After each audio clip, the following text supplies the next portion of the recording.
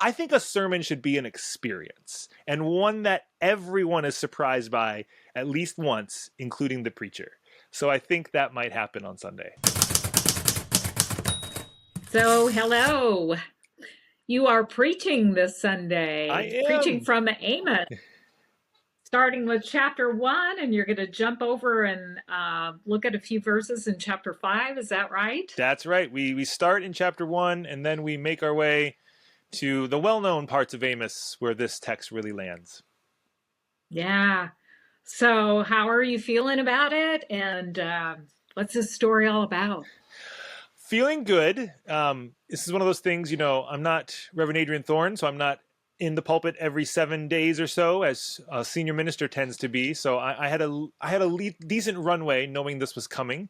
So feeling good in the sense that if I'm not feeling good, it's my own fault because I've had plenty of time to know this Sunday was coming. And I think I feel like, for me, sermons are always starting with a document filled with lots of divergent thinking and then feeling like, oh, I'm always proud of a sermon when there's good ideas that I leave on the cutting room floor, because it means I'm not trying to just do everything that I was excited about, but I'm trying to bring in the pieces that really fit in this particular moment. So all that is to say, I feel pretty good about the pieces that I have. I'll say there may be 80% there. If I had to preach it tomorrow, I could probably pull it off, but I need a little more time to dig into the history of the Grand Canyon and early Greta Thunberg and some of those pieces, like you do when you're Ah, preaching Amos. are those actually in the sermon? Oh Those yes, pieces? completely. That's the Oh, homework I have for the next bit of time.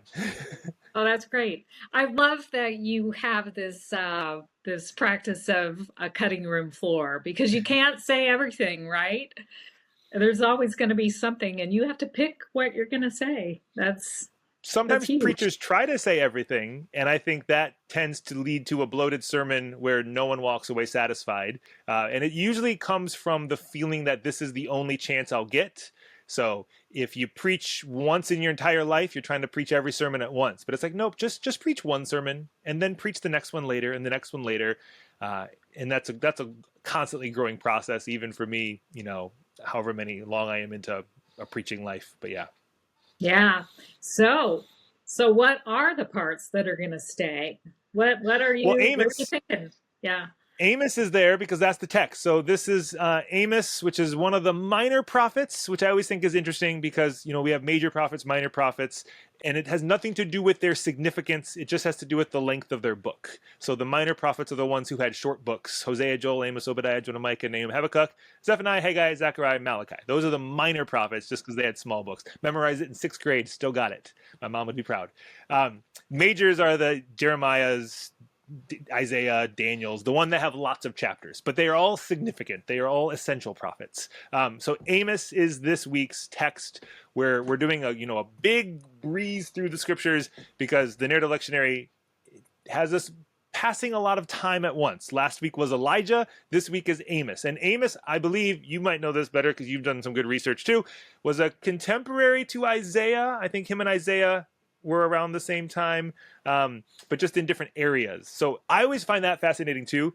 This may or may not come into the sermon. Just that, we often think, it seems like God speaks through one person in these scriptures, but the fact that there's a multiplicity of prophets who overlapped said that there were multiple people hearing God, not just the one who, got to write the 60 chapter book with their name on it or something. So Amos, parallel to others, he was a farmer, which I think is interesting too, to think that they weren't all just this itinerant wandering prophet like we often picture Elijah and Elisha as, but this guy had a job, which makes me think he was like a person who did a thing and then in the midst of doing a thing heard from God, which makes me think maybe there's a chance we can all be more prophetic in our day-to-day lives than just the people who are professional prophets. So that's a bit of Amos. So Amos 1, we get a little intro in the very beginning of the scripture, which just clues us into Amos. And then we quickly jump to some of his best hits, which has that like justice will roll down like water. And I'm misquoting it. I should probably know it by Sunday. But the one that Dr. King always quotes from. Yeah. I'm preaching Dr. King's text. No pressure. So that's Yeah. where we are.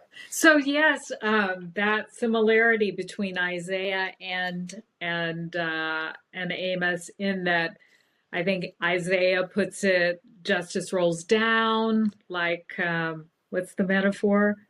Uh, Help me. Justice rolls down. I'm looking for your notes. Oh, like a river, like a river. Like a river. Yes. And then Amos says, justice and righteousness flow like water from a stream. So one of them's got a bigger body of water, but they use something very comparatively close, right?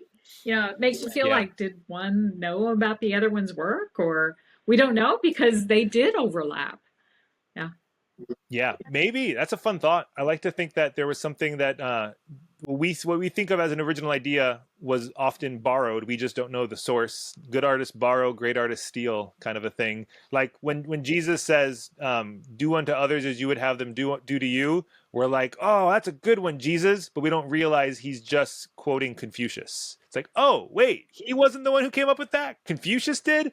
So and that's okay. That doesn't diminish the strength and the value of the statement. So who said it first? Amos, Isaiah, someone else, even that they're both pulling it from. Maybe Q got this one too. I don't know.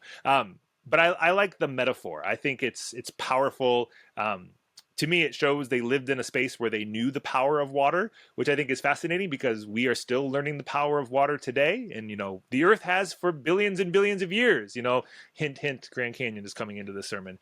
But how do these things get formed in our earth? Water versus rock. It seems like in the short term, the rock's going to win, but in the long term, water seems to end up pushing rock out of the way. And I love that geological reality, which I don't know if Jeremiah or Amos and company were really clued in on, but they were tapping into the same idea because they're talking about, in the face of oppression, injustice, our kings who seem to be going astray, exile on the horizon, occupation being imminent, these big rocks that seem immovable. Well, here's justice like a mighty river, and the mighty river over enough time is going to carve its way through and push the seemingly immovable rock. Yeah, it's like instead of rock, paper, scissors, it's rock, paper, water, And water wins every water time. wins. True story. Interstate 40 on the East Coast had a whole section of 40 was wiped out by a river that just gradually kind of wore away the foundation of it, and they had to rebuild all of Interstate 40, and so people are kind of Yeah. bypassing that section of 40 now. Yeah, so true. Um, Tell us a little bit about the doom and gloom that you see really early in the first passage. So you start to see um, these analogies about nature. Nature pastures mourn and mountains wither, and then there's this talk about an earthquake that supposedly hasn't happened yet. It's like two years prior to the actual earthquake. Why are we starting out with these natural elements and doom and gloom? What is this introducing us to? That's a good question. I don't entirely know, but I like these questions, and it makes me think. You know, if Amos was a shepherd, a fig herder, what did he? A farmer of some sort, it's south of Bethlehem. He obviously was. He did something that was connected to the earth and the ground. So his livelihood had him, feeling the ground and knowing the impact of sun and rain and the result that an earthquake might have on his livelihood and his work. So I think it's fitting that he uses language that will pertain to the realities that he's well attuned to in his work and his life. So what exactly is he speaking to? There's lots of conjecture we could take on that. I mean, probably most directly, a lot of these prophets are really looking towards impending exile and Assyria and Babylon and kings making poor choices that aren't in line with that. So any cataclysmic event is God's divine justice on their kings being out of step with God's work. That's the general trope we see. I also think that's a way of just justifying things that happen. See, this bad thing happened. It's because we were worshiping wrong, which I think is also very unhelpful theology to have, that suddenly starts to divinize natural disasters and just happenstance as to you did something wrong. So I think we got to push back on that thought. But I do like the idea of recognizing that existence is more than just our intellect. It's more than what we think. We are connected to the environment, and the whole earth groans, we hear, in Romans. But it's that sense of, are we even listening to the world around us, and could that be saying something that we might offer? That's both in this like prophetic cataclysmic moment, and also just like in the wonder of sit under a tree and look up and notice the leaves as they're changing, and what does that say to you? And go out at night in a place where there's no light pollution and try to count the stars, and you'll realize counting the stars isn't the point of that exercise. So I think there's a sense of just listening to nature, and it might say something just as much, if not more so, than any words or commentary we try to provide. Yeah. So Amos refers to God as the Lord of armies. You see that repeatedly through the other prophets as well. So what is that about? Why do we see that? Can you take this one? I feel like, didn't you bring this up in a Bible study the other week ago? I want to hear the Crystal Hammond take on what did I Lord say? of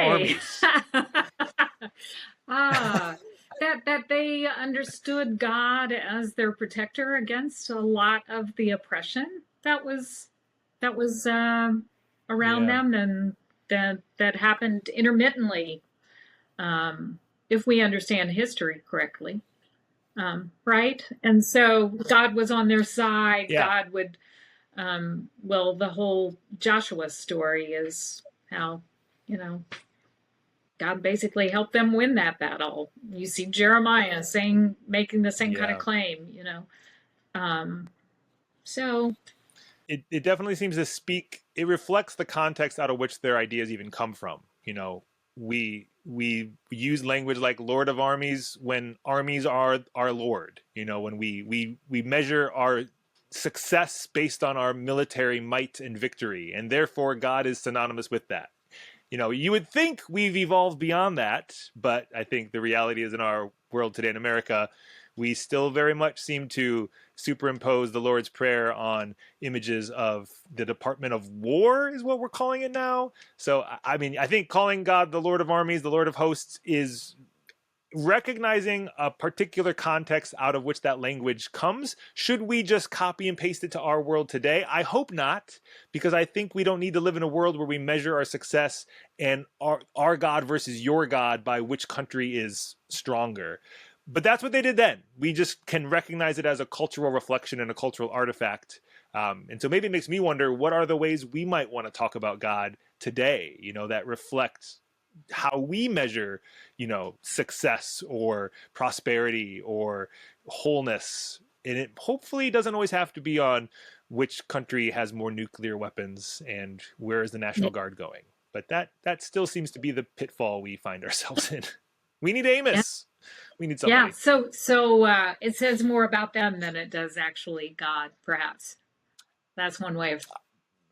I mean, that's my hot take on most of the Bible, is that it says more about the culture that it's coming from than it does about the God it's describing. And that's why it seems like God changes so much, because, well, actually the culture changes. So it's, rotating the mirror. So the mirror is moving, so the reflection looks a little different as it goes. So that's a good segue to my next complicated question. I think it's a complicated question. Uh-oh. So there's this kind of multi-dimensional relationship with time in the prophecies, with people like Amos. One method of Bible study, or Bible interpretation, I should say, is that the idea that these are prophecies, they're predictions of the future. They are what they say they are. They're prophecies. And then there's this other paradigm of interpretation, which says that many of these texts were actually written hundreds of years after the events they actually describe. And so they aren't really prophetic. They are actually saying what has already happened. They are histories taken from a variety of sources. And so these later audiences are not even the people that experienced these things. So I just want to say, like, when I came across this in seminary, it was always kind of this the second way uh, uh, was it was kind of treated like by my professors as though we had some kind of kryptonite. We had to be very careful about how we would present this in real faith communities. And so I'm thinking about you preaching this now on the heels of Dr. Kate Common's sermon last weekend, all about undoing conquest and rewriting and reviewing our understanding of our origin stories. And I'm just wondering, like, so how is this going to play into how you preach this text? That's a good question. That would probably play into more how I would lead a Bible study than I would preach a sermon. And to me, that's the, I've come to just discover a distinction that, a sermon is not. I tend to turn sermons into a mix of one part seminary lecture, one part TED Talk, one part Jimmy Fallon monologue. That's my usual approach to just what a sermon is that comes out of my being. But when I lead a Bible study is where it's more like, oh, this is just, seminary lecture on steroids with a pastoral sensibility. So like we're really gonna, pull apart a lot of threads that might have been misplaced or imposed or in whatever reasons are there, such as the kryptonite we're not supposed to touch. Like, did the Bible actually come like this? No. And that's okay. We can still root ourselves in Scripture with an understanding of how we got this thing. That's almost the beauty of Scripture, is that it wasn't just, beamed down from heaven just like this. It took time to collect it and turn it into what it is today. And it's okay for us to ask, how did it get to this way? Why these books? Why this order? Why are the minor prophets minor and the major prophets major? All these little details. So I think when it comes to any of the prophetic literature, apocalyptic literature, I love learning that. I've tended to always say that a prophet doesn't tell the future. A prophet tells the truth. So we often think of prophecy being, I'm looking into my crystal ball to tell you what's going to happen next week or what the winning lotto numbers are. It's like, no, we're missing the point. A prophet isn't trying to tell the future. There might be future implications, but they're telling the truth. They're not telling you what's going to happen. They're telling you what's happening right now. So all the language is more of a reflection on the current reality, both as we see it within a potential narrative, like, so how did Amos's story come to be? And even a reconstructive narrative of how was this story then assembled later and put together. That tells us something about the time in which it was assembled. It all is reflective on the culture out of which it comes. My favorite of this is apocalyptic literature. Do I have it back here? Yeah, here's N.K. Jemisin, which is a great book. This is The City We Became, part of a two-part series. I think apocalyptic literature is a lot like science fiction. Science fiction is using language of the future to talk about the present. Any good science fiction book is not really talking about the future. It's just using future speak to make a commentary on the current moment. I mean, read anything by Octavia Butler, read anything by Ursula K. Le Guin, Aldous Huxley. All these people were using language of the future to talk about their present. 1984, come on, all these things. Animal Farm, those are kind of science fiction. I think apocalyptic literature is the same. It's using language, future language, to talk about a present reality. So we look at apocalyptic literature in the prophets, in the Hebrew scriptures. We look at it, in the Christian scriptures, particularly in Revelation. There's a bit of it in Mark as well. We tend to think this is what's going to happen someday. And we miss the message of, this is a commentary on what's happening right now. The fancy word for this, for how to read Revelation would be preterism.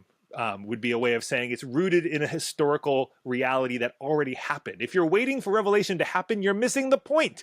I think that's true of most prophetic literature, apocalyptic literature, science fiction. If you're waiting for it to happen, you're missing the point. That's not why it was written. It was written to help us understand this moment here and now. And then that might lead to a different kind of future, and that's a good thing. Yeah. And so it's not they, them, it's we, us. Yeah. a lot. Yeah.